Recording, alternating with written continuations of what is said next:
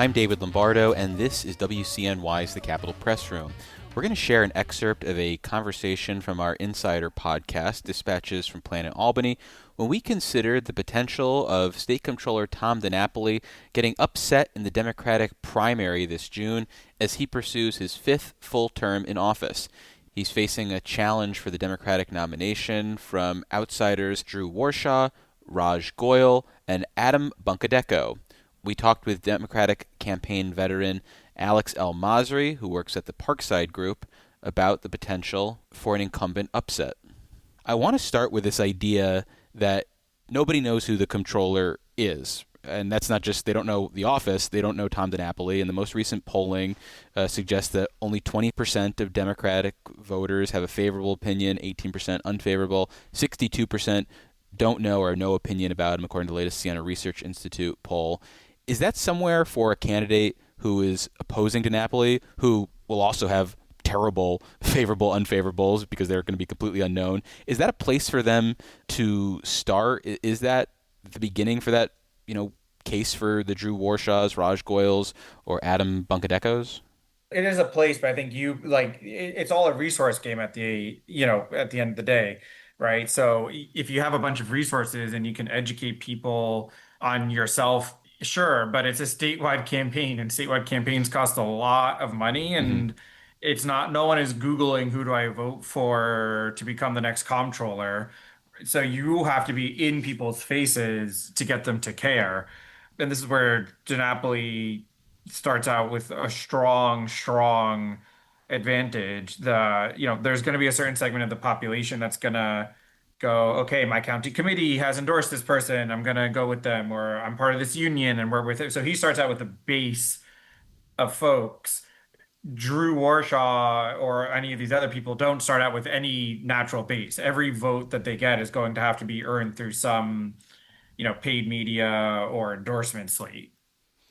And you mentioned an endorsement slate. Last week, Drew Warshaw rolled out endorsements from state committee members, and these are not household names by any stretch of the imagination. I mean, the people on this list are not ones that I know and not names that I can pronounce.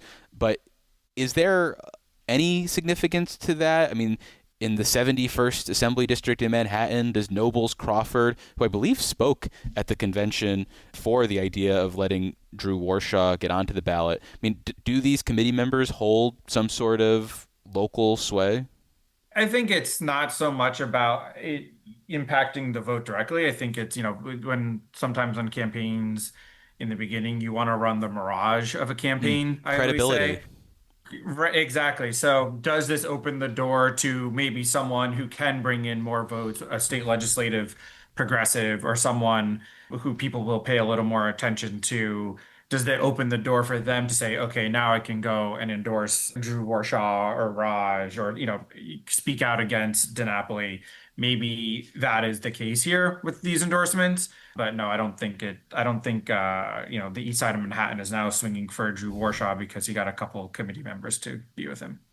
If I am trying to knock off an incumbent like DiNapoli, how important is it to have some sort of alignment with meaningful down ballot challengers so that if there is somebody who's running for, say, Congress, Assembly, or Senate and is excited about voting for that person, they're also thinking, you know what, I'd also like to vote for this Drew Warshaw or Raj Goyal because they share the values with this person that I care about. Look, if I was working on one of these campaigns, or in the future, a theoretical campaign against an incumbent statewide elected official, I would say it's very important, especially the year that we are in New York City, where there are these open or competitive congressional races all across New York City, which has now led to open and competitive down ballot assembly seats, right? So there's a lot of organizing and attention being paid to Reynoso versus Valdez, or, on the Upper West Side in the Lasher Assembly seat, and then the CD12 seat. So people are going to be paying attention to those races because that's going to be the conversation. So to align with one of those candidates benefits you in a way where you don't have to spend as much on paid media, which is prohibitively expensive in the New York City media market. Stephen Fulop, when he was running for governor in Jersey, did this where he ran a full slate top to bottom, in the assembly and stuff there. Right now we have this divided field of challengers, and I guess we'll see how it shakes out in the coming days in terms of petitions actually qualifying people to make the ballot. But if you assume there are three people looking to take out DiNapoli, my head would go toward this making things easier for DiNapoli because he just needs a plurality of the vote to win, and these challengers might cannibalize each other's votes. But do you see a world in which having multiple people potentially taking shots at the comptroller ultimately amplifies their message? It amplifies the critiques, the attacks against him, and thus people go out and look for alternatives potentially? I do not see any argument for that, and Okay. would love your listeners to tweet in if they disagree. But I think again, DiNapoli starts with a base of support among, county committee members, those who know who he is, unions, folks like that, and that's his base of support. And through paid media and campaigning, he'll only grow. They're just going to end up splitting the vote, and it doesn't matter how many press conferences they do beyond a very, very tuned in electorate. No one is gonna try to figure out what the comptroller does. There's just too many other things happening that people have to pay attention to politically. People might be interested in the person of Raj or Drew or Adam, but I still don't think the comptroller is something that they're going to go do a deep dive on their own time to try to figure it out. You mentioned what the comptroller does, and one of the things that has been emphasized by all of the challengers is this idea of the expanded role of the comptroller's office above and beyond the way DiNapoli has used the office for nearly 20 years. And they've tried to make it about housing, for example. They've tried to seize on this office as one that focuses on housing, I think in large part given the narratives that we saw in the New York City mayor's race, where housing was such a big topic and we had the idea of a rent freeze. Do you think that is a winning strategy? I mean, given how limited the different topics are that you can message related to the comptroller's office, is that the best possible swing here, or do you think they should be leaning into I'm going to increase your pension returns and thus property taxes will go down? I mean, is there something else that you would be focusing on? You already started putting me to sleep when you Right? said pension returns. Yeah. So, I think whether winning strategy or not it is the only possible strategy to talk about the things that are top of mind for people right now, right? Whether that's international issues, whether that's utilities, whether that's housing, whether that's groceries, and connecting it to, you know, tangentially to things that the comptroller does is the only way you're going to get people to pay attention. There's no question. And if I think the jury's still out on if it works, my money is going to bet that it doesn't. But it is the only possible strategy to get there. And in theory, if you're running against an incumbent like DiNapoli, you want more people to vote for the comptroller than that have before, right? Because he's going to get his, again, I'm going to keep coming back to this natural base of supporters. And the way you bring those people into the fold is by talking about these issues, like you said, that Zoran did in his mayoral, but a lot of other people are talking about now as they're out in the primary campaign trail. We saw in the mayoral primary last year that Andrew Cuomo had a lot of institutional support. It didn't necessarily translate, though, to a ton of support on election day. So is it possible that DiNapoli's institutional support won't actually translate into meaningful votes on primary day? Of course, it's possible. I think the key difference here is that Andrew Cuomo was a known entity with negative favorability ratings, Mm-hmm. right? So a lot of people went into, before any paid media started from anyone, negatively viewed him. To your point, not too many people know what the comptroller is, let alone Tom DiNapoli. In a weird way, that could be to his advantage as an incumbent, right?